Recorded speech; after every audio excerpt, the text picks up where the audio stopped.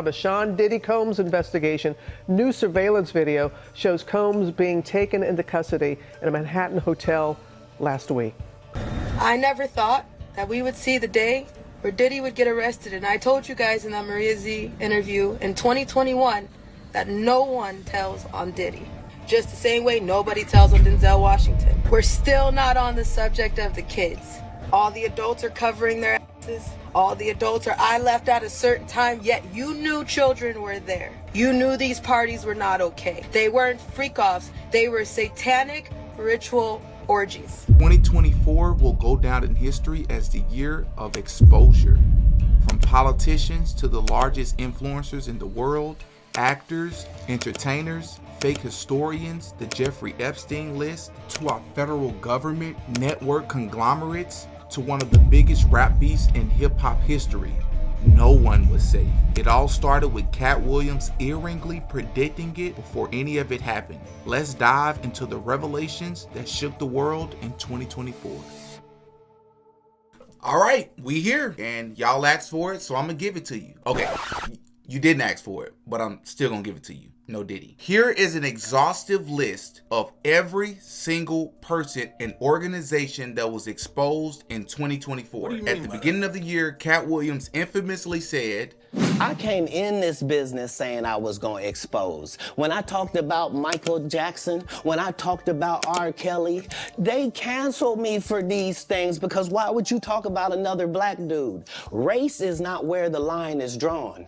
It's God's side and the other side. And we don't care nothing about the other side. Period.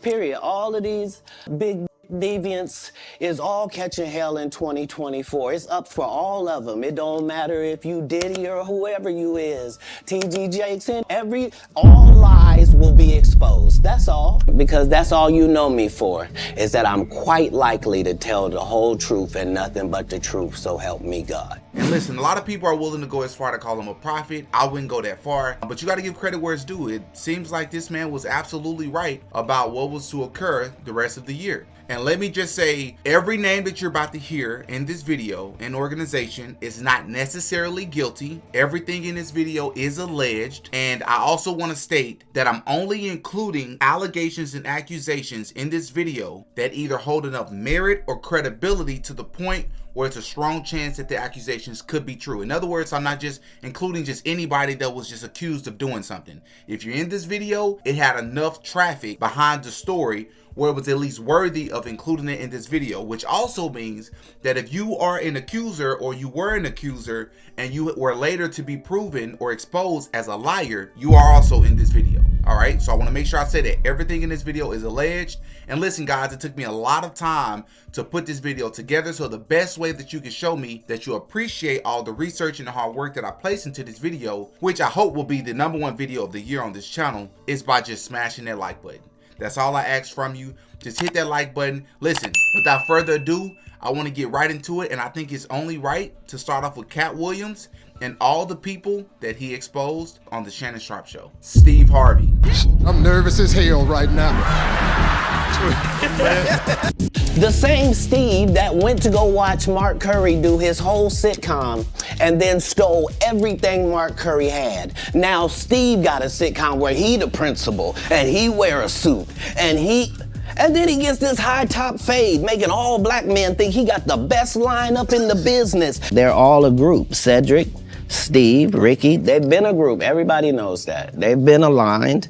And there are these alliances in comedy. And if you stand against them, then they sometimes have a problem. This is like Steve Harvey telling people he used to be homeless. That's my story. That's not his story. Steve Harvey wasn't never homeless. When Mark Curry was touring with him 25 years ago, he was making $3,000 a show in cash and doing 5 shows a week. They just tell the stories.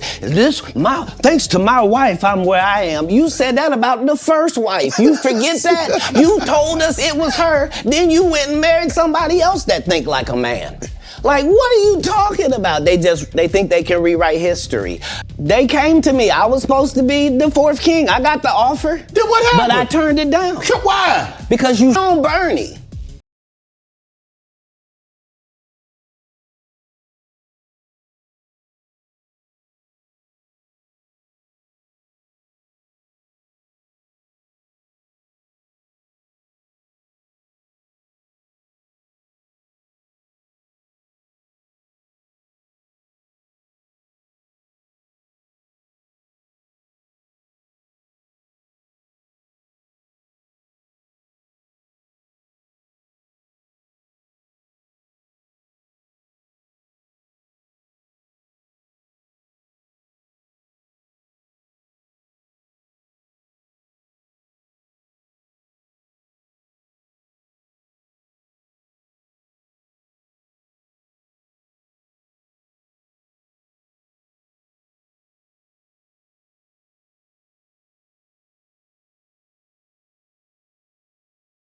You sure? Tiffany Haddish. Tiffany Haddish. She been doing comedy since she was 16. You can't tell me your favorite Tiffany Haddish joke. Why? Because she ain't done a tour yet. She ain't done a special. She has not proven the ability to tell jokes back to back for an hour to nobody. And they already ready to down Monique and up somebody who has showed them Girls Trip. Did you think she wrote Girls Trip, goofball? Right. Or do you think that was already a script and they handed it to her? But people like real, and that's why they is that like what her. they like? They love realness. Oh, because everybody's real then. So don't trip. No, they like Wherever Tiffany you Haddish at under the sound of because my she's voice, real. do you have a real co-worker? Right. Do you have a ratchet friend? Do you have a sister? Do you have a cousin? Do you have a nephew? Do you have a niece? Is they so ghetto? When did that become marketable? Knock it off. They like her because she want to sleep with a white man. That's why the only thing she said was, I want to give it to Brad Pitt. Brad Pitt was standing right next to me, and then Elizabeth's husband was like, man, I hope we don't get caught in this elevator. And I was like, it's gonna be some pretty ass babies in this elevator if we do. But he said, well, if I'm single in a year and you're single in a year, maybe we can get together and see what happens. And I was like, oh my God. For real? When me and Kevin met and stuff, he told me to make this list of Kevin those. Hart, yeah. Kevin Hart, yes. He told me to make a list. So Leonardo was on that list. It was to get pregnant by him. So when I met him, I saw him and I walked up to him and I was like, hi, Leonardo. My name is Tiffany Haddish, and I think that you were such a talented person. He's like, thank you. I think you're really funny. I saw you with Chris Rock and all that. I was like, oh, thank you, thank you. So I just want to tell you something. He's like, what? I was like, I want to hit. He was like, what? I said, I want to hit that. I ain't talking about drugs.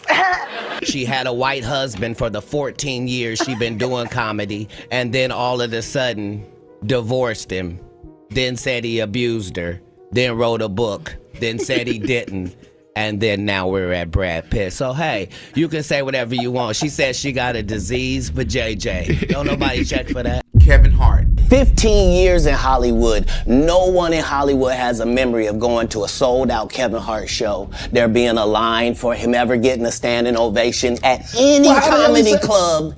He already had his deals when he got here. Have we heard of a comedian that came to LA and in his first year in LA, he had his own sitcom on network television and had his own movie called Soul Plane that he was leading? No, we've never heard of that before that person or since that person. What do you think a plant is? Dave Chappelle. Dave Chappelle, another great comedian, said that, you know, in the industry, they tried to make him wear a dress. I mean, I'm a conspiracy theorist to a degree. Like when I see that they put every black man in the movies in a dress at some point in their career, I'll be connecting them down like, wow, all these brothers gotta wear a dress. That's happened to me. I'm doing a movie with Martin. Yeah. The movie's going good. So I walk in the trailer, I'm like, man, this must be the wrong trailer because there's a dress in here. So the writer comes in. I think he's the writer. He's like, Dave, listen, we got this hilarious scene where Martin's sneaking out of jail. So he disguises you as a prostitute. And he put this dress on and, what? This prostitute? Nah, I'm not doing that. I don't feel comfortable with that. That should have been in the discussion. And then finally he's like, and he leaves, and then like the director comes, Dave, it really would be great if you wear the dress. Oh gosh, this guy's so difficult. They leave. Now the producers comes, come on, David, would be so great. I mean, and then I started thinking about it. All the comics that I've seen, man, you know, strong brothers, why they be putting us in these dresses? But the minute it was clear, I was adamant, I'm not wearing a dress, I'm not wearing the dress. All right. Fine. Think of something else. That comes back 10 minutes later. The whole new scene. Damn, how did you write the scene so fast? You gotta take a sting. One comedian, as we've been sitting here doing this interview, that you hold in very high regard is Dave Chappelle. Dave Chappelle walked away from $50 million. You said it was more. Tell the story. It wasn't. People say that. He lost $50 million. No, that's not even close to what happened to this dude. And until you understand what happened to the dude, you don't understand what happened. But you know what he didn't talk about with Dave Chappelle? Dave Chappelle wore a dress. Twice. And not only that, Katt Williams knows it. He's a comedian connoisseur, right? He studied all these people. Every time he speaks about Dave Chappelle, it's in high praise, never anything negative. Dave Chappelle wore a dress, bro, and you know it. Robin's going to do the news, and we got some great guests coming in. Hey, what are you guys laughing at so much? I think I banned them too much. Jerks. All right, let's plug a new video of Baba Boobie's Bonanza. Robin, you show the tape. What do you think of it? Well, Howard, Hey, Robin, what's the matter with you? You have a cold? as a matter of fact, I do. Really? That's probably a chest cold. Hey, Robin, you take a temperature? Mm-hmm. Yeah, we just stick the thermometer. And you just saw that clip. Not only did Dave Chappelle wear a dress, but he has on lipstick, earrings, and in my opinion, he not only wore a dress, but he played that role in the most zestiest way that I've seen any other black comedian play in a role outside of the Wayans brothers and probably, Martin Lawrence with Shanae and probably Jamie Foxx. He was very zesty in that video. And he wore a dress another time. In this role right here, this is I forget the name of this type of dress right here. But as you see him, that's a purse and that's him wearing a dress. Faizon Love. I only put on comedians that are funnier than me. Anybody that ever told you differently was a fat Faizon liar. Faizon said that getting a Netflix special is easy. I have 12 specials. Guess how many Faizon got? 0. So why is he allowed to have conversations about real stand-up people? We do not let people who are on the juice discuss real athletes. That's all. He's doing the interview, and he has to say something about me. Yep. He wasn't even asked about you. Right. Yeah, he just brought you up out of the blue. Like, okay, when I see him, it's I gotta f him up. He was saying you pulled a gun on him outside a supper club or something the other night. And wait a minute, you telling me Faizon, the actor, said on TMZ that I did what? That a gun was pulled. Were you scared when he pulled the gun out? Did you think he was going to shoot you? I tell you the truth, I was, because it's like, somebody with a gun and they on that narcotic, you don't know what's going to happen. You saying he's a snitch? He's the allegation. Saying he's a bald-faced rat? These are the allegations. You said that he went and told you street business? What's going on? What happened, man? You'll see. They made another mistake. Third one in 6 months. Third one in 6 months. Faizon called the police on us.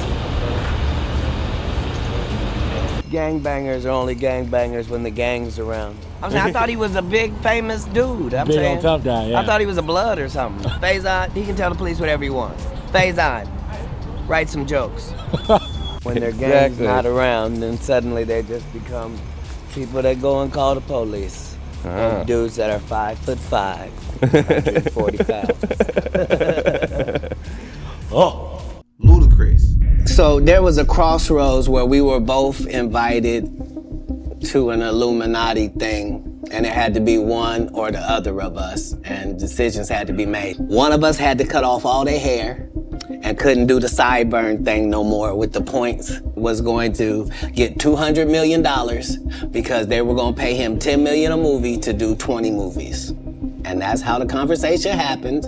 One of those persons turned out to be Ludacris, and the other person turned out to be Katt Williams. Now, one person ended up with a light-skinned, ugly-faced wife that's never done a... Remember I told you that if I say that, it applied to 7 people? Yes. It's part of what they give you. I gotta ask you before you go, was Katt Williams ever really offered you a role in Fast and Furious? No, he never, not that I know of. You didn't take offense to nothing, even when he was saying, if you do this and you do that, you get an ugly light-skinned wife in movie roles? Charlamagne, it was so laughable what he said. I took it as laughable because he's a comedian, and that's why I kind of responded with some laughable stuff. Michael Blackson. Most comedians don't get booed enough.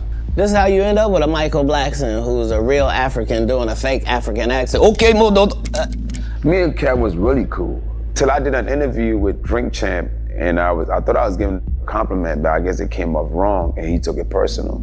To be a successful comedian, you have to be likable. Look at Katt Williams. Right. Katt fought a 10-year-old kid, smoked crack, did everything. But Katt is so likable and so lovable, Katt could go out and do a movie, do whatever he wants. Right. I'm like, I didn't even mean it in a bad way. I'm trying to give you a compliment. And I'm a comedian. Maybe my compliment's gonna have some kind of joke to it. That's what we do. All I did was give him the best advice of his life. Remember, he was wearing dirty dashikis, and I told him he needed to dress to be in the position that he's trying to say that he's in. And if you're the African king of comedy, sir, there's actually comedians in Africa doing comedy. If you're gonna say that, you gotta go to Africa and get a school, dude. Everybody you gotta put in some work. And these guys, they take my advice, they change their whole persona, and then they hate me for it. Cedric the Entertainer. Cedric doesn't write. I'm sorry, he doesn't write. Cedric's sitting here telling you why he ain't a movie star. He over here look like a walrus. You didn't say nothing. He can't even get his arms off his stomach sitting over here. Why I'm not a movie star. Remember, when Cedric the Entertainer starts, he's supposed to be singing, dancing, and telling jokes. That's why he's called the Entertainer. Right. We found out he can't sing, can't dance, and doesn't write jokes. He did 4 comedy specials. They're so bad, Shannon, they're not available on Netflix or Tubi. Can I say that again for the audience? They're so bad that they're not available on Netflix or Tubi. Cedric told you when you asked him, did you steal Katt Williams' joke? Yeah. He said, it don't line up. Like, I mean, it was ridiculous. You know what I mean? It was like the idea of the joke that he was even talking about don't even match up with no timeline. So for me, it was one of those things like... Did you have a conversation? Did you guys sell it? Did you have a conversation with Katt? I've seen Katt, you know, even before then. Right. I've seen this guy 30 times. Like, dog, if you literally was that upset about it, like, dog, just step to him and say, hey, why you say nothing? Like, that don't even make sense. This is some internet, and that's all I can say. I'm on BET's Comic View, and they're using this as the commercial in 1998. He thought that I was just a no-name comedian and that he could take this joke and nobody would know. Right. The issue was that I had already done this particular joke on BET's Comic View twice. Right. It had done so well on BET's Comic View that they had made it part of the commercial.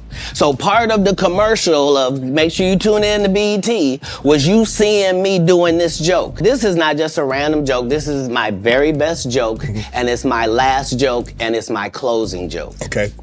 1998, I'm doing this joke, it's on Comic View. Cedric comes to the Comedy Store. He watches me in the audience. He comes backstage. He tells me what a great job I did and how much he loves the joke. 2 years later, he's doing that as his last joke on the Kings of Comedy. And he's doing it verbatim. He's just changed my car into a spaceship. Him and Steve had already apologized for me, so I gave him a pass for a decade. Why would you sit here and be like, I saw Katt 30 times, and Katt didn't do... As I stand before you, Shannon, I would have bust Cedric's stomach. There was nothing that would have kept me from one of these in that patch right there. Like, are you kidding me? And listen, I think it's only right that we don't just talk about all the people that Katt Williams exposed, but to actually expose Katt Williams himself. Katt Williams. What did you think when you heard that before you responded? Well, I was like, dang, what'd I do to him? Did I f his man? And then I was like... You're stupid. You're funny. That's what I thought at first. That's what I always think. When people say mean things, I always think that because I figured it gotta be, I must have took something from you. I must have did something to you. I was like, when was she married to a white man? I went back and Googled. I was like, because I know. I've been proposed to by a white man before. So you weren't married to a white man? No, never I know been. that, but whatever. I want to step in because I'm going to let my sister keep it classy. Yeah. My frustration with Katt Williams comes from, you keep pointing at Hollywood. Hollywood this, the white man, this, and this. When do you take responsibility for your actions? You had the shot. Katt was in that position at one point. You were the guy. Yeah. You were set up to be the star. You didn't show up to work. You f***ed off promo shoots. You became a risk to the studios, which is why the studios stopped f***ing with you. Why was he a risk? He chose drugs. Oh. People tell lies. Katt's on drugs. Where are the stories? Why is there no story of anybody who ever sold a drug to me, did a drug with me, was around me when I was inebriated? I got 5 daughters. I got 5 sons. Why would we tell these ridiculous stories? Everybody has to understand that Netflix doesn't have an opinion on stand-up comedy. They base what they pay you by the amount of ticket sales for your last tour. So about Monique's that? last tour had 316,000 tickets. Mhm. Therefore, that's what she got offered. My last tour had $2.4 million. Tickets, and so that's what the offer was. Wow. Now, these tickets. Not He Kev, said he yes, sold, what, 2.4 million tickets False. on his last tour. False. That's more than Beyonce and Jay-Z. That's more than Justin Bieber and Justin Timberlake. That's more than Billy Joel, Beyonce. the Eagles. That's more than Beyonce and Justin Timberlake combined. Okay, do you understand how many tickets 2.4 million tickets are? All in researchable information. I am sitting on 1.3 million tickets sold. There is nobody close to me in ticket sales and comedy. And you on a worldwide tour. I am worldwide. I am on par with the likes of your Bruno Mars, your Jay-Z, and Beyonce. Okay, I'm up there with those people. So in comedy, it's unheard of to get those numbers. To throw out numbers like 2.4 million is ridiculous. That's false. It's not even close. He said he had to talk with me. Me and this nigga never had no conversation. He said, I told him if you call yourself African comedy, go to Africa and build a school. Who the randomly tell their friends go build a school? This shit make no sense. But you know what? Building a school is something that is almost impossible to do. Right. And he, who did it? LeBron James, Oprah. Yeah. So now I've done something so great, he had to find a way to attach himself to it. And tell him that he told me to do it. So that way he could look good. Katt, he's a crackhead. Diddy. Now listen, for this one, I'm just going to be honest. Do I even have to explain? Do I even have to go into all the details, all the accusations, all the lawsuits, from the video footage of him assaulting his ex-girlfriend Cassie to all the lawsuits that involve other celebrities? I think Diddy goes without saying. All the accusations that his former bodyguard and Gene Deal has accused him of all over the past few years, but especially this year, the accusations that Suge Knight made against him. I think Diddy speaks for himself. Jamie Foxx. What are some of the things that you heard behind the scenes that were going on before this indictment actually dropped? Well, I know he poisoned Jamie Foxx, and Jamie Foxx reported him to the FBI because of it. I know that's a fact. Wait, you're saying that Diddy poisoned Jamie Foxx and that's how Jamie Foxx got sick? Jamie Foxx reported this man to the FBI because of this. Facts. Wow. Okay. And how did you hear about this? If you can tell me, or if you can't, that's all good. But you know what I'm saying? Like, well, people are they're gonna want to know, you know what I'm saying, how this happened, or, you know what I'm saying, what's the backstory to this? But by the time this drop, this is gonna be in the stratosphere. It's gonna be in the ether by the time this drop. You can probably look it up right now. But by the time this interview drop, this is gonna be out in the ether for sure. These people poison people, bro. I've been poisoned 3 times. Why am I testing positive for cyanide? You feel me? Why do I had pneumonia 3 times? So people like, man, why he breathe like that? Because I only got 1 lung. And then I had a car crash. I got 1 nostril permanently blocked. And I done had pneumonia 3 times. Somebody been trying to poison me. My brother got poisoned with me. The little lady I was bodyguarding, she got poisoned. Like, somebody is carrying on these antics. These is facts. Is there any idea why Diddy would want to poison Jamie Foxx? You get called to testify. If you on camera and some of this footage, and you want to make it a little bit easier for yourself, it's ways in this industry people go about doing things. I'm going to talk about the Jamie Foxx butt naked ball games, but since he's talking about it, I'm going to talk about it. Before I do though, everything in this video is alleged, and for entertainment purposes only, I have to say that. Also, I value my own life. I'm so serious when I say that. I value my own life, okay? Because Diddy likes to do it. So back in the 90s, my mom nicknamed Jamie Foxx. Like, if you take the O out of his name and replace it with a U, that's what she used to call him. But to his face, it's like a haha joke because he used to so many guys and girls in Hollywood. And he used to have these things called basketball games, okay? He would invite over a lot of like Hollywood elite to his house for a basketball game, but it was men only. And they would be like, oh, we're just gonna get in it and play basketball. It's like, oh, haha, let's get basketball together, which is weird. And this happened in the 90s. So a lot of your like favorite celebrities. That Jamie Foxx, he be having naked basketball games at his house. Is there any truth to that? Wow. So let me tell you, let me clear something. First of all, who in the hell gonna have a naked basketball game? That's not accurate. Nobody have a.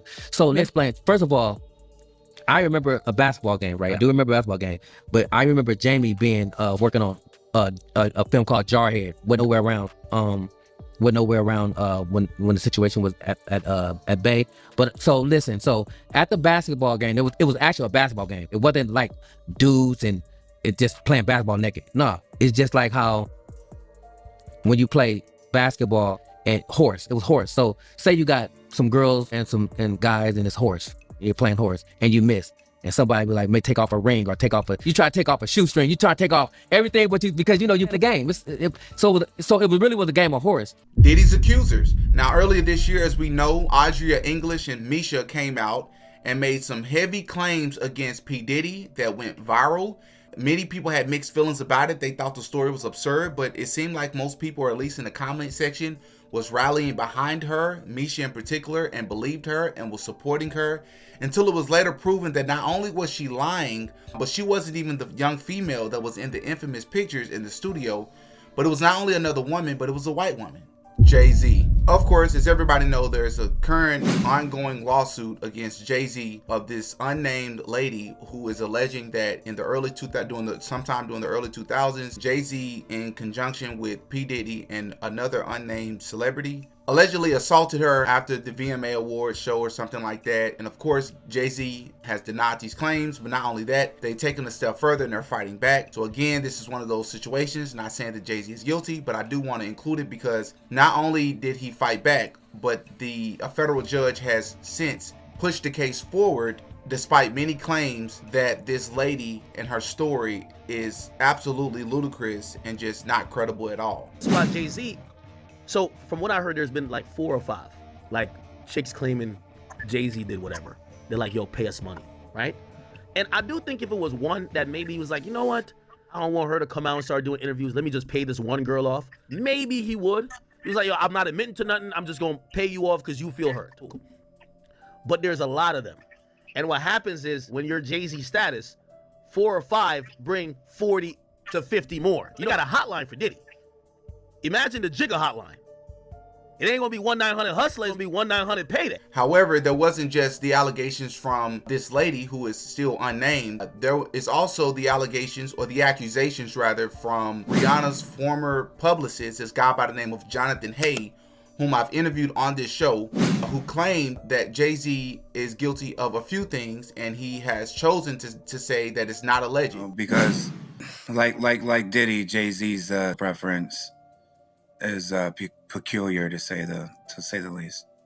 And that's another thing. You, in the last interview, you said that Jay-Z was bi, and that you were 100% sure that he was. Correct.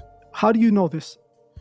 I know it from being around, and without saying, the name of the people, because I know a lot of people don't want to be involved in these type of things because they've moved on in their lives or they have families and everything else. But I was there and I witnessed some very, questionable behavior for sure.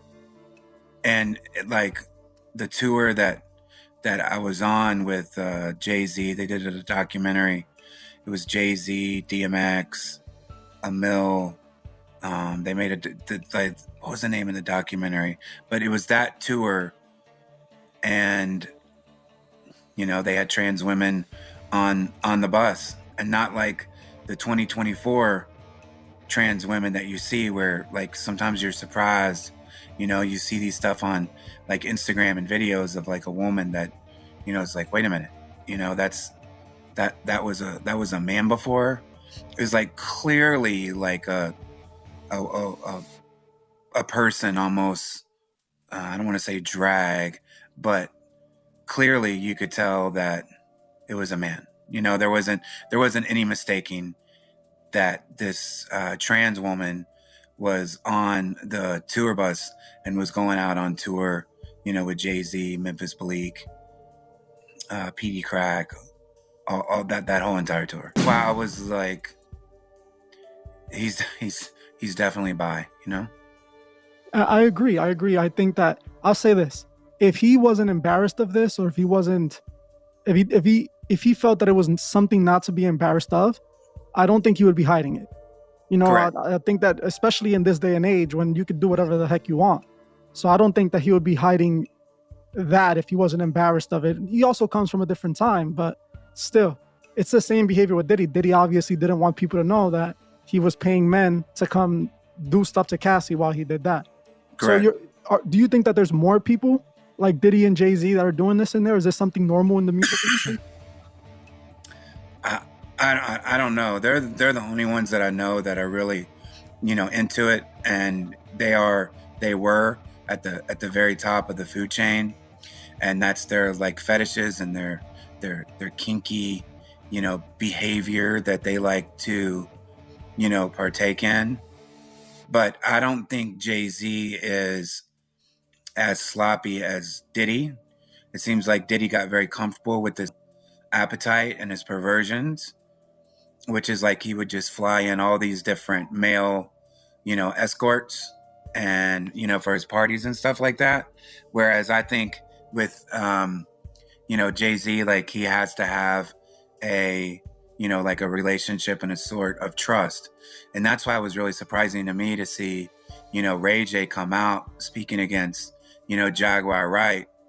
And he's like, Beyonce, because Ray J is one of those people that is allowed to be with Jay-Z's wife. But see, Dame Dash can confirm all that. Dame Dash can confirm that like I said, that Jay-Z's. Dame Dash can confirm that Jay-Z has been with underage women.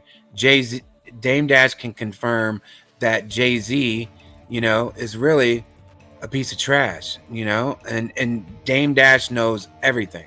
But not only that, when it comes to Jay-Z, but there's also the video of, her name is MIA. I remember she had the hit record many years ago, Swagger Like Us. She made some claims against Jay-Z, such as she was forced or she was told that the way to be successful was that she had to get plastic surgery. But then she went a step further and made some other claims about what she was expected to do in the industry. Even when I met Jay-Z and I signed to Roc Nation, the first thing he told me to do is get plastic surgery. I'm not insecure because I would have got plastic surgery. So their argument of my insecure, that's why she needs to massage her ego, fails because you turn around and ask those what women do you know who hasn't had plastic surgery around you? All of them have. I had to fight. Of course, if I didn't, I wouldn't have got my foot in the door and fought and kept myself, because I would be doing all this stupid other. And no, I didn't want to drip myself in blood and cover myself in swimming goop, in black goop, and like wear devil horns and sell a record. Or be a witch, or be that, all of them. And that is just facts. And no, I'm not going to bleach my skin. No, I'm not going to nose job. No, I'm not going to filler. No, I'm not going to like do. No. Because I'm 100% content, happy, and at peace with exactly how God designed it. Well, did he start snitching? He better. But the only thing I'm interested in him talking about is everything he knows about Kathy Coriana White, Jay-Z's pregnant mistress, who died 24 hours after she announced that she was going public with their relationship and the baby while he was married to Beyonce. See, I know you know what happened to Corey. Diddy, you and Jay-Z. Down in Vegas in Tao with Claudia. Why don't you just talk about Kathy? That might help. Was it an aneurysm, Diddy? Or are you the one who paid the same coroner that you...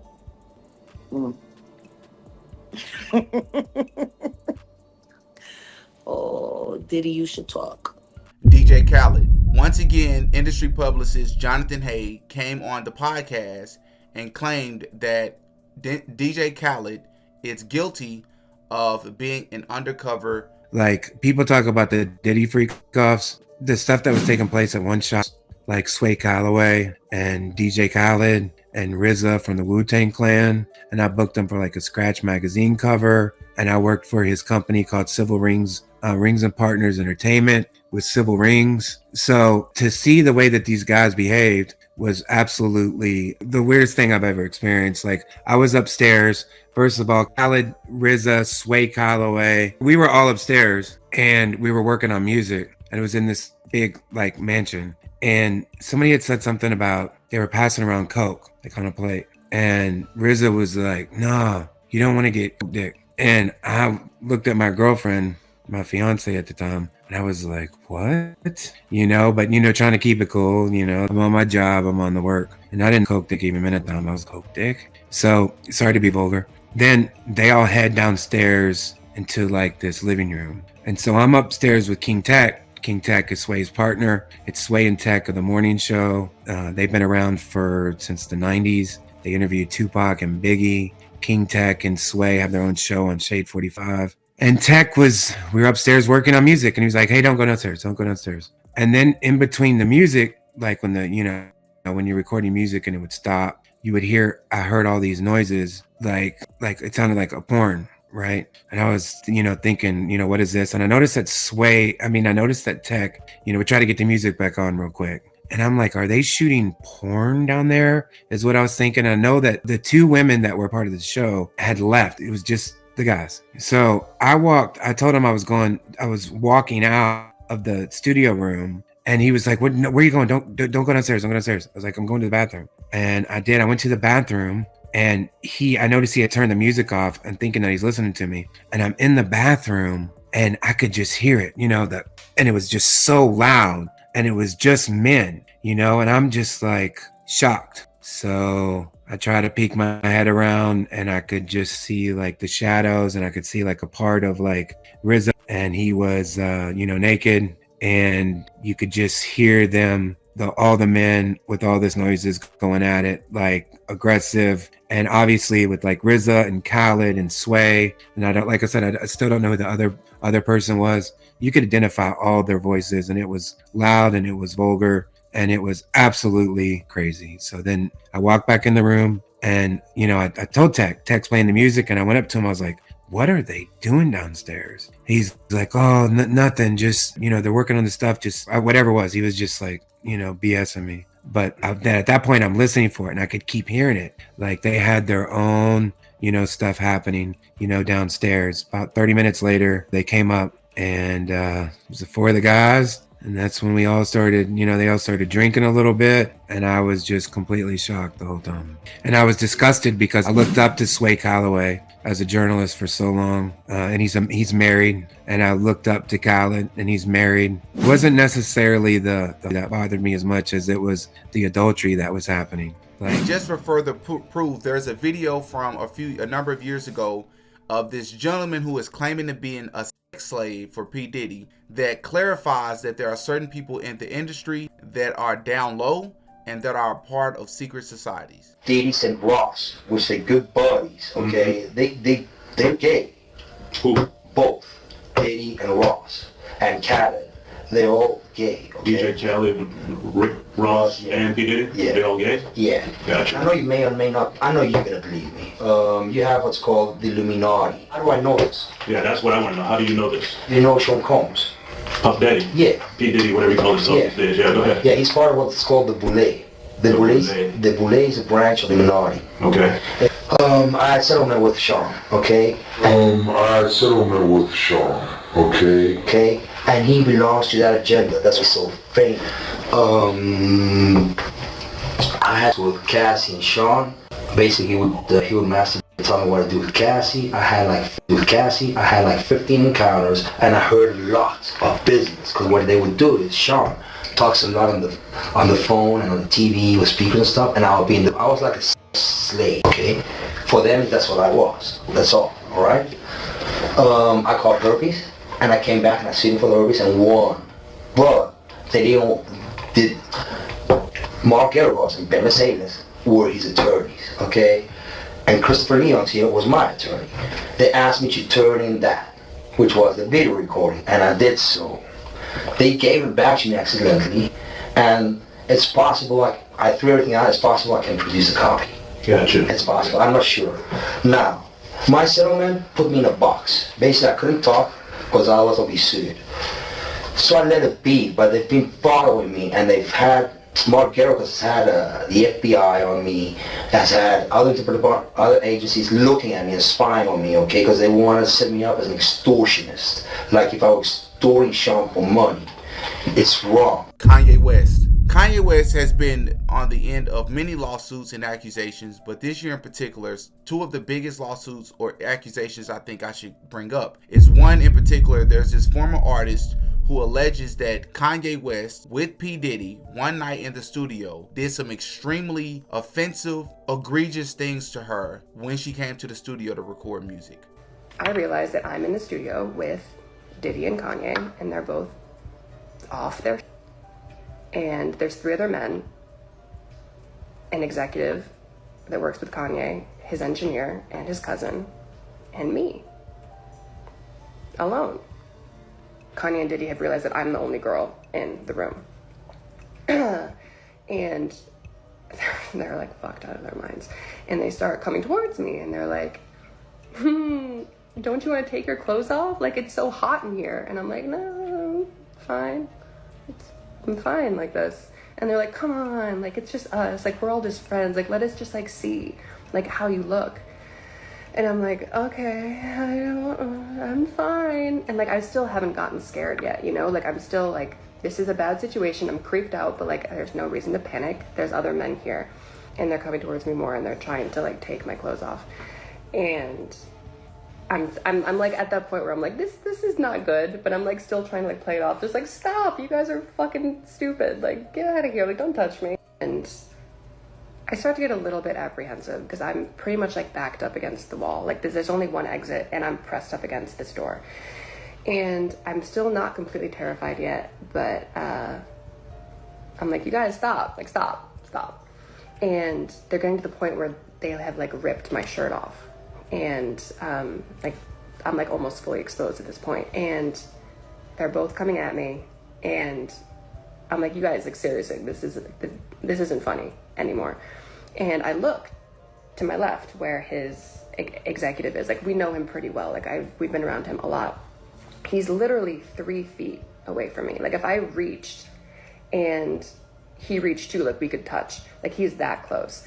And I look, and I'm like, hey, like, I give that look where I'm just like, come on, like, step in, like, this isn't cool, like, you're a grown man, like, you're like 50 years old, I know you have a family, like, you know this isn't right, like, do something.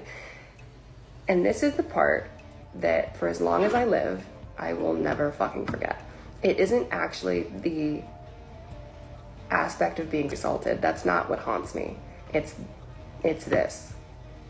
It's as these 2 grown men were pawing at me, trying to take my clothes off, I look over to this man asking for help, and I literally mouth the word help. And we lock eyes. And he looks away.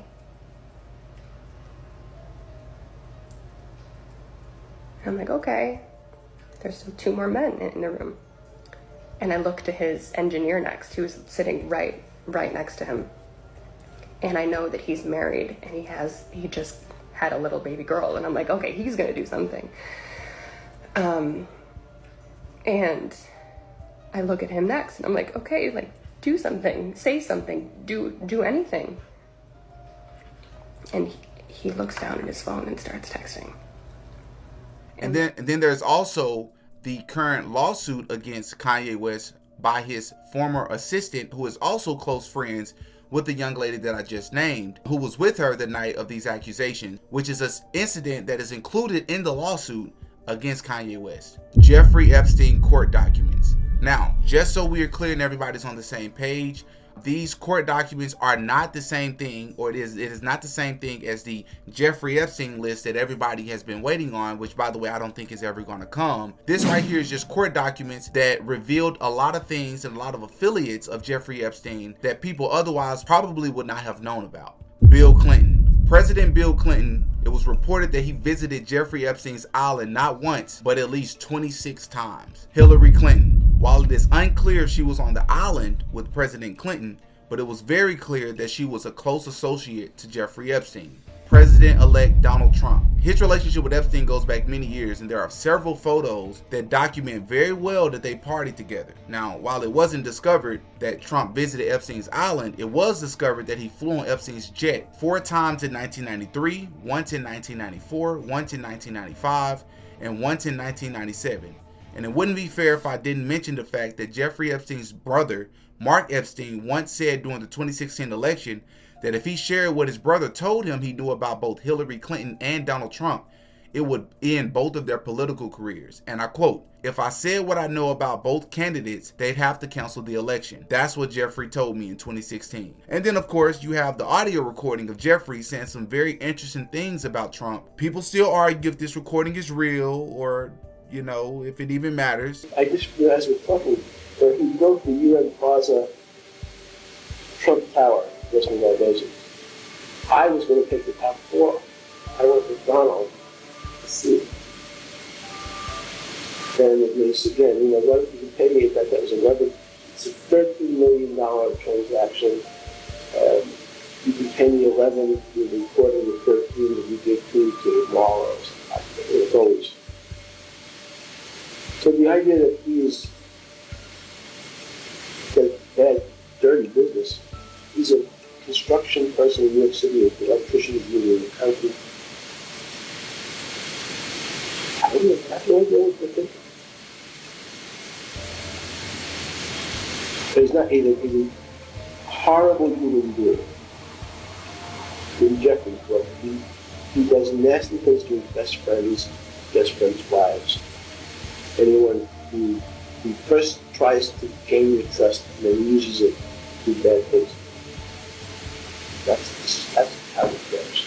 I'll leave that to you all to decide in the comment section, because I got a lot of backlash for that video, because you got a lot of people who are just loyal to Trump and not loyal to the truth. But I'm going to be fair in this video. I'm going to include people that were called out and exposed this year, whether you choose to believe it or not. Robert F. Kennedy. Robert F. Kennedy was also revealed as a close associate of Jeffrey Epstein. Another world leader revealed as an associate to Epstein was Prince Andrew, where it was alleged that he stayed at Epstein's home for weeks at a time and at the very least received massages multiple times a day and also visited the island.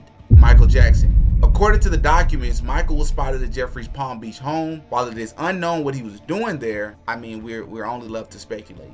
Leonardo DiCaprio. Now, Leonardo DiCaprio was another name listed in the Epstein documents only because it states that Jeffrey would occasionally mention Leonardo as one of his associates. While that doesn't necessarily implicate him, you know, for criminal activity, keep in mind that this is the same person that attended Diddy parties. Chris Tucker. Chris Tucker is another celebrity listed in the Epstein documents as flying on Jeffrey's jet at least once to Africa. Chris is one of those comedians that Katt Williams was talking about when he referred to selling out to the industry and having to wear a dress to do so. Kevin Spacey. Kevin Spacey was also listed as someone that flew on Jeffrey's jet. Naomi Campbell. Naomi Campbell was also listed as one of Jeffrey's contacts. Another person listed in Epstein's document was the creator of Star Wars franchise, George Lucas. Jeffrey bragged about being friends with Mr. Lucas. Louis Freeh, the FBI director. Louis Freeh was revealed as an associate that was aware of President Clinton's travels on Epstein's jet. January 6th, it was revealed that there were FBI agents in the riot. Now, I don't want to get too much into this one because this video isn't really a political video, but I don't want to get a strike, and I've received my first and only strike on this channel when I talked about the January 6th insurrection or whatever you want to call it. But we have to be fair here and talk about the fact that earlier this year, it was revealed some things about that riot or that insurrection that made a lot of people reconsider if the situation is what they thought it was to begin with. That's the person I'm thinking of too. Are you aware that he has promised more than 1,000 more individuals will be charged or indicted related to January 6th? I had not heard that he had said that. Well, it seems arbitrary, and there's reports that it's kind of a quasi-quota system that he's put together for January 6 prosecutions.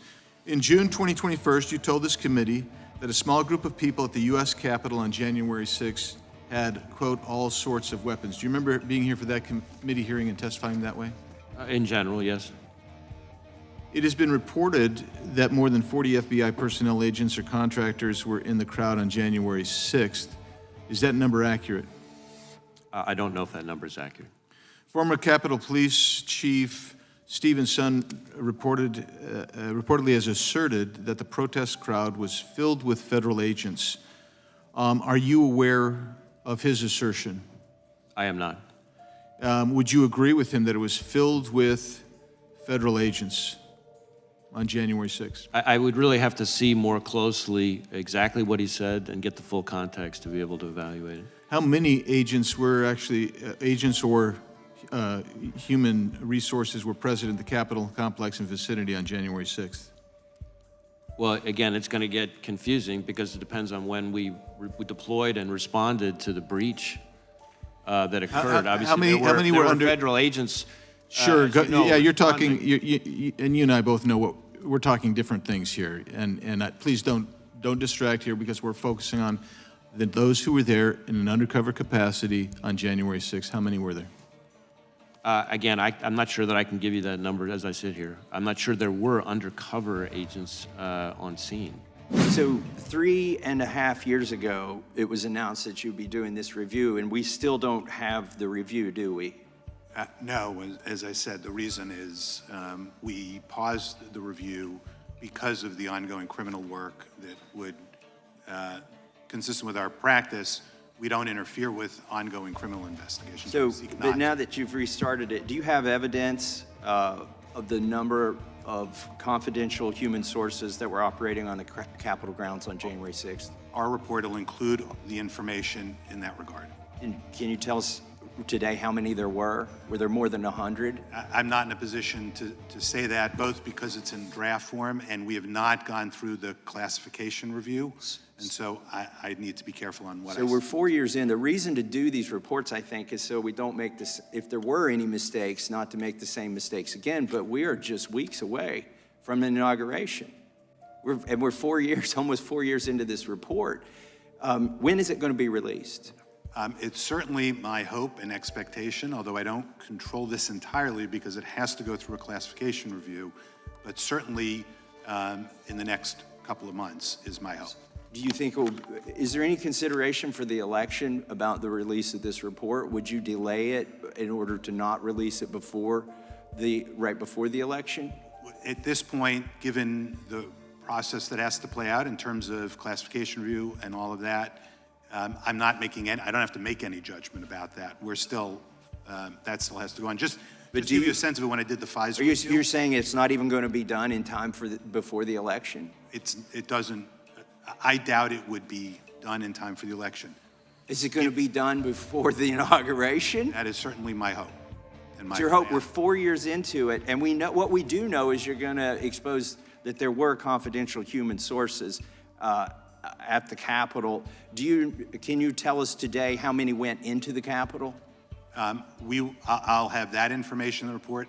I'm not able to speak to information in there, both because it's in draft and we get a response from the department and the FBI, but also because I don't know yet what's classified and not classified. So if they broke the law, if they went into the Capitol, which we pretty much know there were confidential human sources who went into the Capitol and right there alongside of everybody else, wouldn't they need to follow DOJ CHS protocols? And do you know if those were followed? They should follow CHS protocols, and again, we'll include that information in the report. I want to get into some politics before we get on out of here, as we've now entered the final month of Joe Biden's presidency. And for the sake of argument, it hasn't been a good one. The Democrats lost the White House, Senate, and House in the November election.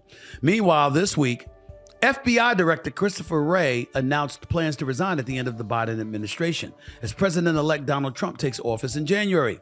The news comes amidst a bombshell report from the Justice Department that revealed the FBI had at least 26 confidential informants on the ground when the Capitol was stormed on January 6, 2021. The report says most of the informants engaged in illegal activity during the chaos. The Justice Department says only 3 of its 26 informants present had been instructed to observe potential domestic terrorist suspects on the day of the riot. The rest of the 23 appeared to have gone to the Capitol on their own accord. Upon hearing news of the report, Vice President-elect J.D. Vance posted the following on X, quote, "For those keeping score at home, this was labeled a dangerous conspiracy theory months ago," end quote. So 23 folks for the FBI were in the crowd. And we're just finding that out. Didn't hear anything about that for the election. Didn't hear anything about that when the quote-unquote insurrection was broached by Vice President Kamala Harris as the Democratic nominee, by President Biden before her, by Democrats in both the House and the Senate as they articulated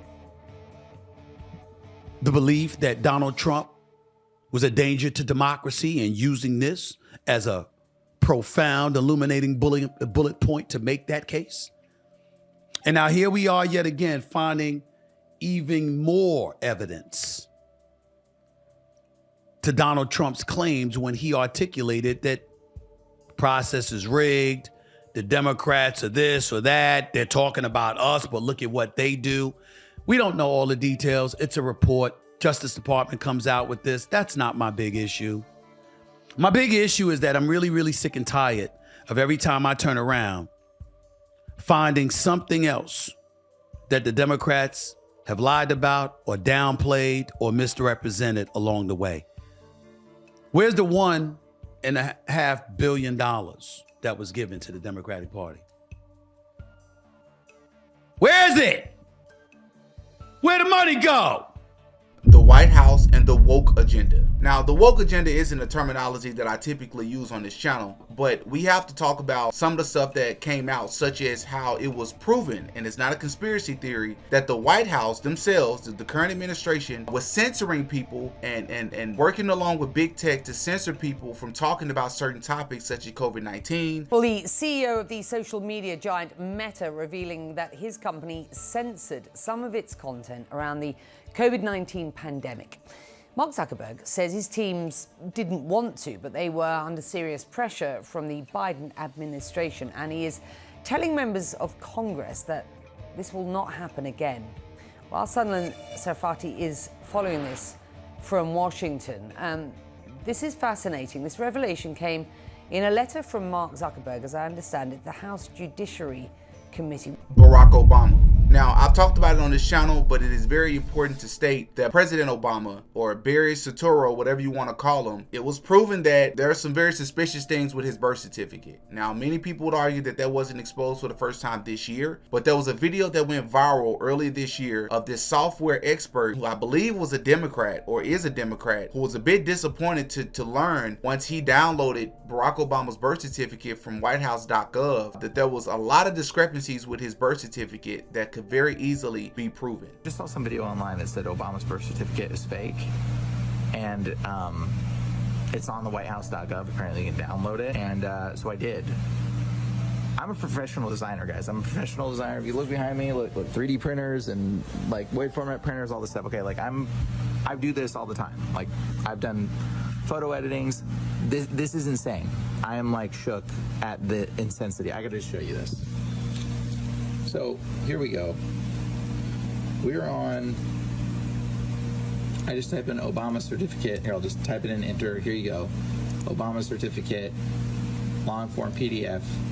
This says the White House, Obama White House archives.gov. This is the official .gov website, okay? This is Obama's birth certificate, supposedly. But what I'm about to show you is gonna blow your mind. Like I'm downloading it right now. We're downloading it. Let's bring it up in the files. You know, I've done this a few times now at this point because I'm like, I can't even believe this is real. So, and let's open this up in Illustrator, okay? In Illustrator. And I'm like thinking, okay, well, that's, you know, it could be legit, except for, wait a second, there's bounding boxes on here. So you can delete the bounding boxes and in Illustrator, and if you delete them, you can move the entire background document off of the page. And you can literally separate it, and you can see that this is the original document with the original text on it, that this has been completely photo edited, and they put this ghosting effect on here. And this is like, I can't even believe this. And even the background's been edited because This pattern just repeats like it was on the page, but it like curls around. I don't know what that's about. That's weird. But all of this is separated. These are separate window boxes. This is from the White House's website. Like, I literally just downloaded this. And look, it's like crazier than that. Look, the entire document has separation components. Like, their date stamps are two tonal different colors. Like, they can be moved separate. Like, I'm just blown away. I'm blown away at how terrible of a Photoshop job this is. There is like some artifacting things here, it looks like. This is literally, look, some weird artifacting thing to try to make it look more legit or something. I don't know. I mean, this is insane. Like, this document is clearly a faked document. How come nobody has bothered to look at this document and say, hey, that might not be legit? How come seriously no designer with any experience looked at this and go, yeah, it looks a little funny. You see this glow around the text? That's clearly photo editing. Like, I'm just blown away right now. Like, this is insane. And then not only that, like, I'm really good at this. Let's just put it that way. Like, and then let's open this in Photoshop in this thing. Now, edit PDF. They've literally, I noticed that PDF can even detect the background, even in the PDF viewer, can detect that it's separate and different. So you guys can like do this yourself. You don't even need to have Illustrator. It knows that the background layers have been edited and modified. And you can come in here and even type. Look, you can type up new names. That is nuts. Like, type whatever you want. You can change this. This is like an editable, like, it's easily recognizably editable document. Look at that. I am blown away right now that this was even, like, I can't believe this is fake. So Obama, let's just change his name to Sotoro. Boma. Let's try Boma. Bomama. This is all fake. Wow. Wow. I am literally blown away right now. This is on the government website. The government website, guys, has this very exact file. You can download it right now. The government website has this file of Obama's supposed birth certificate that is so clearly a fake, manipulated, altered document. I'm speechless at this point. So, like, Obama legitimately was not born here at all. Like, legit. Like, that's a fake document. What does that mean? Why would they put a fake document out there? Wow, this makes me like really consider how deep the lies actually are. So Barack Obama is back making the rounds. Back in 1991, when Barack Obama was completely unknown to the public, he was working with a literary agency that was named Acton and Distal. And this is the biography that they included of Barack Obama. Barack Obama, the first African-American president of the Harvard Law Review, was born in Kenya and raised in Indonesia and Hawaii. Like, he did, by the way, grow up in Indonesia. That's a fact, right? He, like, at the first 8 years of his life were spent in Indonesia. He went by the name Barry Soetoro. This is the Assisi Catholic Grammar School in Jakarta, Indonesia. And Barack Obama is on his way to becoming its most famous former student. The only record of Obama having attended the school is this old register. And look, it lists his name as Barry Soetoro. I am a firm believer that they are breeding politicians. His background is almost too similar to Kamala Harris's. Kamala Harris. We have to talk about the work that Candace Owens did. I mean, the amount of work that this woman did could have been his own Netflix series in itself, if we're just being objective here. She exposed a lot of things about Kamala Harris, such as her pretending that certain people in her book, her biography book, were family members when they were actually not family members. Her pretending to be more black, quote unquote black, than what she actually was, despite the fact that she's for the most part always identified as Indian. She didn't really grow up with many black folks, and a slew of other things, such as her mom having history in MK Ultra, that kind of leads you to believe that Kamala Harris was placed in the position that she was in, allegedly, as opposed to her earning her role as vice president. So last night we decided to continue our research to see if we could find birth certificates and marriage certificates and death certificates, which could further signify those points, and indeed it did. As speculated, we were able to confirm that Kamala's Black grandmother that she showed us in that picture died in 1960, before Kamala was born. I can show you right now her death certificate. As you can see there, it says that she died in July of 1960. And so this is a huge scandal. Just an absolutely huge scandal. Kamala Harris published in her book that she was standing next to her Grandma Beryl. But Grandma Beryl died in 1960, 4 years before Kamala Harris was born. We have already watched Kamala completely switch her character wherever she is. Like, she totally is a chameleon. Like, we've seen her do this sort of Spanish accent. I love you back. We've seen her do when she's in front of a black crowd. Suddenly she's like in these streets. Yeah, girl, I'm out here in these streets. It makes me very uncomfortable when someone is so comfortable becoming an entirely different person, depending on what crowd they're in front of. Like, you don't have to do that. And if you're doing it, it means that you are willing to be inauthentic to get to where you want to go in life. You're not yourself, right? You're just somebody that puts on a mask and says, what room am I stepping into? And what do I have to sell myself as? That is quite literally not someone that you want to have in office. She is the first person in California's history to run with no Republican opponent for U.S. Senator. One West Bank. George Soros was the major investor in One West Bank. This is when they were having that mortgage foreclosure fraud situation. I had 3 neighbors lost their properties behind this fraud. There were 5,200 plus counts of indictments. Soros and Mnuchin raised a lot of money for Kamala, for her to run for the office of Attorney General of the state of California. When she got elected, she used her authority to consolidate all of these indictment counts and dismiss them. 3 weeks later, George Soros sells One West Bank for $3.42 billion.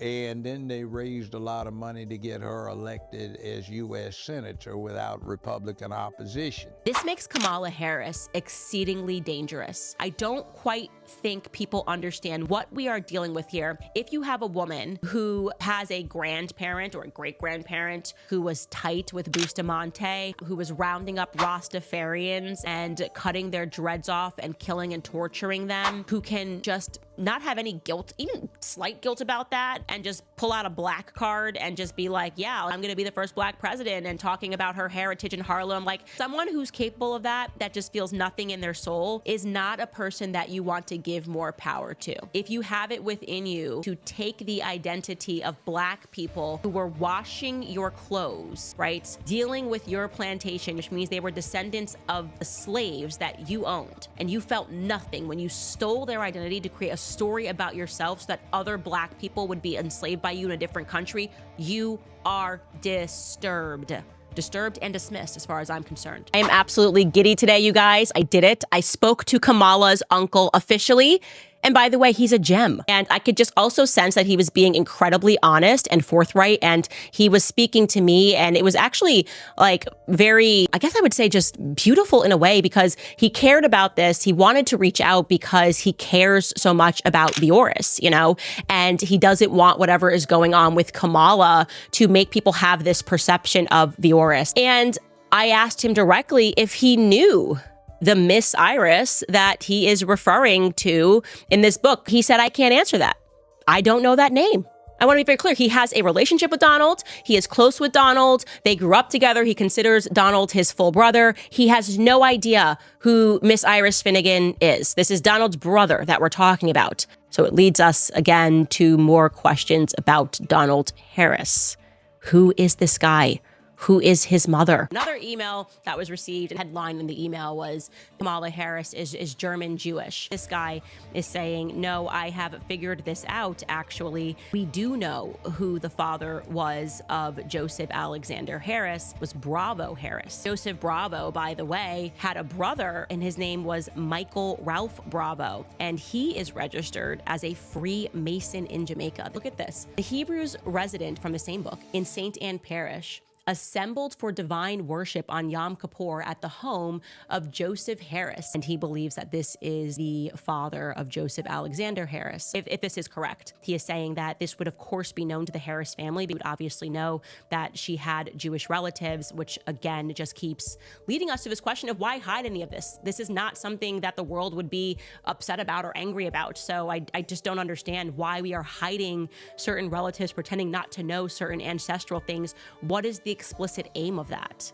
Ryan Garcia. Listen, Ryan Garcia, if you all remember, earlier this year came out and made a lot of claims about the Bohemian Grove, about human trafficking and things of that sort, until it was later proven that he was probably saying a lot of that stuff for promotion for his fight, even though a lot of people tended to believe him, but he was later exposed as well. Nickelodeon. Now, I'm only saying Nickelodeon as a conglomerate as opposed to just the people that were working for Nickelodeon, because there were several accusations made when it came to Nickelodeon. One in particular from the actor Drake from the Drake and Josh show, who came out and finally revealed some things that he had been holding a secret for many years about what happened to him as a child actor. Black Chyna. A lot of you all may or may not know who Black Chyna is. She's one of those random celebrities that you don't really know her, like a Kim Kardashian. It's like you don't really know her talent, but you know she's always around and you hear her name here and there. Well, her mother went viral many times this year, actually. I mean, she has millions of views across TikTok, YouTube, Instagram, of her exposing the Hollywood or Hollyweird altogether, but especially her own daughter, which is really what stood out to me, and talking about how her daughter got to where she is and how she had to do some very questionable things to get to where she's at. You are done out here. They gonna get you. They gonna get you next. Don't say I didn't say it. I'm prepared for it. I really am. They're gonna tear her down. They're gonna put her on. She don't speak up for herself. She don't get. She sit in the house like, I'm just done with it. I'm definitely afraid of her. I swear to God, she would sacrifice me for more. What is she doing at the Grammys? For what? You ain't dead. When the Illuminati come for Angela, because they gonna come. They gonna come.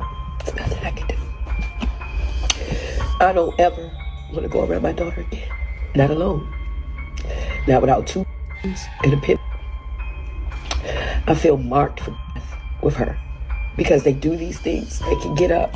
Oh, my mama died. Never. Only when the Lord ready. Drake. Yeah, Drake? Drake? They got bodied by Pusha T? This is hiding his kid from the world, but his world wouldn't hide from the kid? Aubrey Graham in a wheelchair. Drake? Drake. I don't even know if I need to even go into this, right? One of the biggest hip-hop beefs in hip-hop history. One of the most commercialized hip-hop beefs, if not the most commercialized hip-hop beef in hip-hop history. The back and forth between Drake and Kendrick. All the accusations that Kendrick made, once again, everything in this video is alleged. If you have not been convicted in the court of law, I am not saying you're guilty of it, but it was very damaging. Claiming that Drake is into younger girls, claiming that he employs and has a lot of PDL files on payroll over there at OVO, claiming that he's a colonizer or a culture vulture, claiming that he struggles with his racial identity and things of that sort. I just think he dissected that man down to a T. And I just want to say this while we're on the topic. I know a lot of people, I haven't heard anybody else say this, but I'll say this because it's my opinion. I do believe that Not Like Us will go down as the greatest hip hop diss song of all time. I do. From a numbers perspective, it may already be there, but it's not even from just a numbers perspective, but just from a damage perspective, because who he dissed was the biggest artist arguably in the world, but definitely the biggest hip hop artist in the world. And not only that, but just all the implications around it. I do believe that Euphoria is the best all-around record in the entire beef, but just with Not Like Us and how commercialized and catchy the song is, I just think it's going to have a lasting impact. J. Cole. Now, while J. Cole wasn't exactly quote-unquote exposed for anything serious here, despite the fact that he's my favorite hip-hop artist of all time, I have to be fair here. And I think what this beef showed was that J. Cole was exposed for not being like that. He's not like what he was talking about. He was talking for months and years about he just ready for somebody to try him and he about that and he wish and he ready to do this. And then when the time presented itself, he didn't do it. Now, let's be clear. I'm happy he did it. I think he made the right decision because it showed the humanity and how he values his friendships. But he didn't step up to the plate despite the fact of what he said, and he was exposed for it. DJ Akademiks. Now, I think a lot of people forgot about this, but DJ Akademiks was actually exposed earlier this year, or he's being sued. I think it's still an ongoing lawsuit by a young lady. She's suing him for rape and defamation, claiming that he did some things to her one night at DJ Akademiks' house. I look crazy right now, but I'm not going to stand here and let this man continue to lie about me. That's not what happened, Akademiks. You know that that's not what happened. And for you to pretend that you didn't do anything, that I just went to your house and I'm just some thought, like we didn't know each other for 2 years. You tried to save yourself after your friends assaulted me. Whether or not you got drunk or not, I know that when you woke up, you were on top of me too. And you know what? I'm gonna come back with my own story.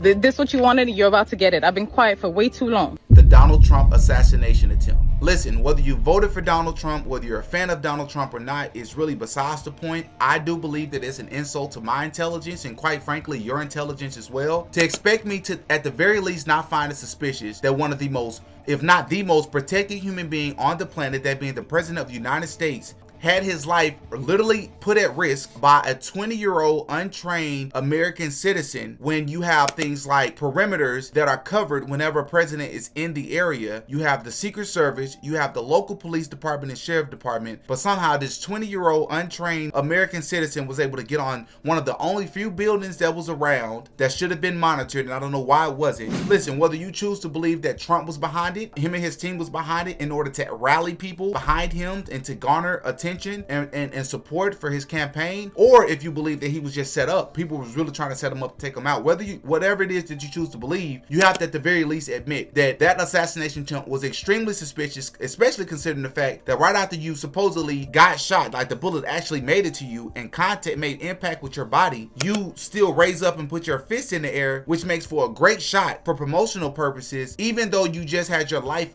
like your life was just attempted on, as if there's no other threat. Like, why would you raise back up and expose yourself again? That just, me personally, I find that extremely suspicious. I don't care who you voted for. The cop that murdered Sonya Massey. Now, we can't make a video like this talking about exposing people in 2024 without talking about the Sonya Massey situation.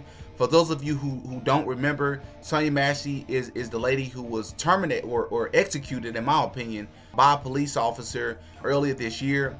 The reason why I want to include it on this list, however, is because if you remember early in the story, they were trying to sweep it under the rug as this lady who was having mental issues that attacked this police officer. He was defending himself. It was protocol. You even had former police officer and conservative talking head Brandon Tatum come out in support of the police officer, which was a very silly thing to do, just so it could later be proven with the video footage, of course, that she was actually no threat and that he executed her. I don't believe, by the way, that it was a result of racism that made him do it. I think it was a result of just evil. I think he was just evil. Mr. Beast and Ava Chris Tyson. A lot of you all should know this by now, but if you don't, Mr. Beast was accused of being a fraud who rigs his game shows, but also a scammer that conducted illegal lotteries targeting his child audience. In 2020, Mr. Beast live streamed him and his friends signing limited edition shirts celebrating 40 million subscribers. And here are just some of the clips from that stream.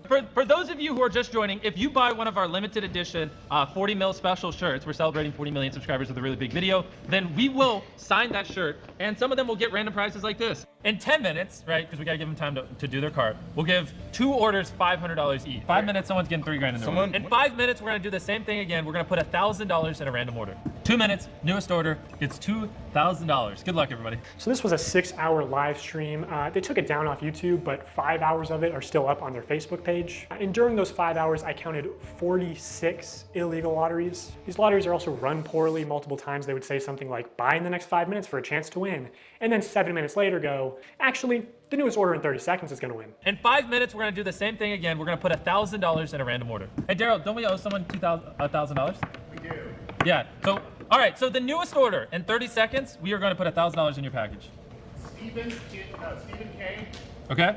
Stephen King. And there is no second giveaway 30 seconds later, like Jimmy said. This is just one very shady giveaway. They just go on to talk about how Stephen made a profit. Stephen's a handsome man. So he actually walked away with some money. We're proud of you, Steven. I counted 13 of these extra shady lotteries where they did not give the prize in the original time frame that they said. Okay, so we're gonna put 2 iPhones in this piñata, and we're gonna give it to someone who orders a shirt in 3 minutes? 5 minutes. Buy a limited edition shirt or hoodie, and we're gonna pick a random one in 10 minutes and give them $2,000. Have we done iPhones yet? Yep. Oh, we did one. Oh wait, hey Daryl, first actually, before we do that, we never picked a piñata. So these clearly fit the definition of an illegal lottery. These clips are also not out of context. No one ever said no purchase necessary. There's nothing in the description or on the website. At one point, Mr. Beast is informed that they ran out of PlayStations, and he says, "Are we trying to not sell merch?" Our city is sold out of PlayStations. We don't have any. We have to give away. Are we trying to not sell merch? So he clearly knows that they're making more money by running these illegal lotteries. Another shady thing he did was constantly suggest that they're doing too many giveaways to make a profit. My guy over there doing the numbers is like, stop, please. Like, you do realize every time you give away an Xbox and $1,000, you don't make money. I'm like, oh, I know we're not gonna make money. What are we doing, guys? We're gonna check after the stream and it's gonna be like, oh no, what a waste. Yeah, I know. We're gonna break neutral. When there was just no way they were ever even close to losing money on this stream.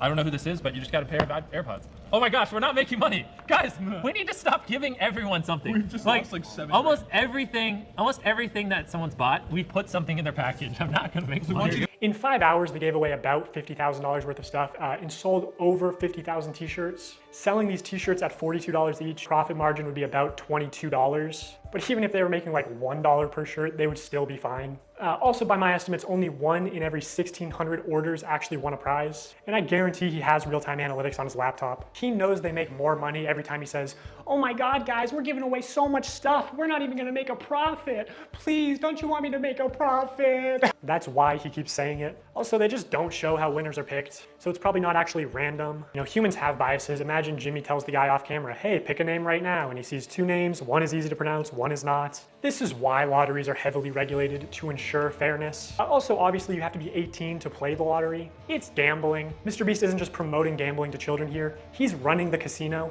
And this isn't even close to the worst stream he's done. 4 months later, Mr. Beast signed shirts again, but this time it was a 24-hour live stream with way more illegal lotteries. And by the way, the rest of these streams were taken down shortly after upload, so all I have is some old clips and Reddit threads talking about them. Now, this stream did say, "We are doing a ton of giveaways, no purchase necessary," in the description. But to be eligible to win most prizes, you had to make a purchase. Would you guys prefer, that we throw money in random orders or that we throw items in random orders? Yeah. Somebody screamed in chat, "I want to switch." Hey. Buy a shirt. In 30 minutes, we are giving away my car to someone that buys merch. Adam22. Adam22 was exposed early this year for hosting his own version of Freak Offs, the passing of Nipsey Hussle. It was originally believed that Eric Holder unalived Nipsey because he was called a snitch.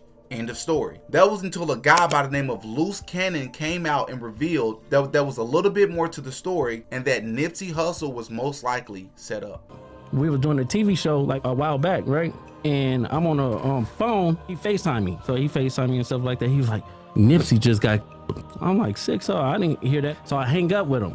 I called Nipsey. I'm like, "Nipsey, what's up?" He was like, "Oh, what's up with it?" Nipsey answered. Nipsey answered. He answered the phone, and I was like, "I love you, cuz," or whatever like that. Did you tell him the call you just got? You didn't even mention it. I didn't mention it. And that's what fucked, because my cousin is Nipsey baby mama. You get what I'm saying? So it was like, I could have probably stopped it. I was listening. So after I talked to Nipsey, and I was like, "Yeah, I love you, cuz," or whatever like that. "I'll see you later," or whatever. So I hung up the phone. I thought, Big U gave wrong information. 30 minutes later, the homies blowing me up like they just Nipsey. And so I'm like, Wait. You get a call from Big U telling you Nipsey just got. Yeah. You hadn't called Nip. Nip answered the phone. Yep, and you we like were just talking regular. So it's like at the end of the day, I didn't even think about it because you don't even warn him that you got that call from dude. No, because their relationship was so. It'd be like hot one minute, it'd be cold the next minute, and it'd be lukewarm. Like you and just 30 minutes after you get out the phone with Nip, he.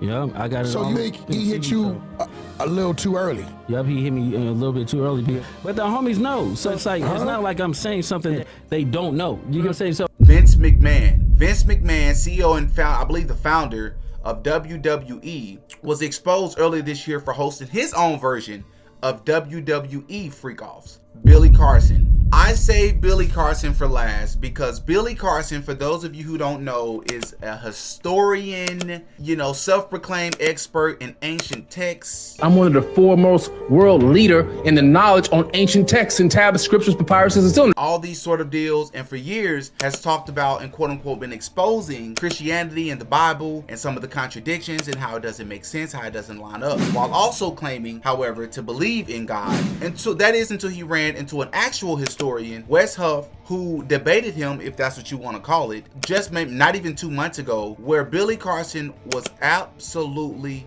annihilated. Billy Carson is attempting to sue me. For those of you who don't know, I was invited to interact with Billy on a podcast that he agreed to come on. It was not his podcast, where he was notified beforehand who I was and what we'd be talking about. After that debate took place, Billy attempted to suppress the footage. That didn't really work. I've released clips from that conversation. Well, Billy does not want you to see those clips and has sent me a cease and desist letter.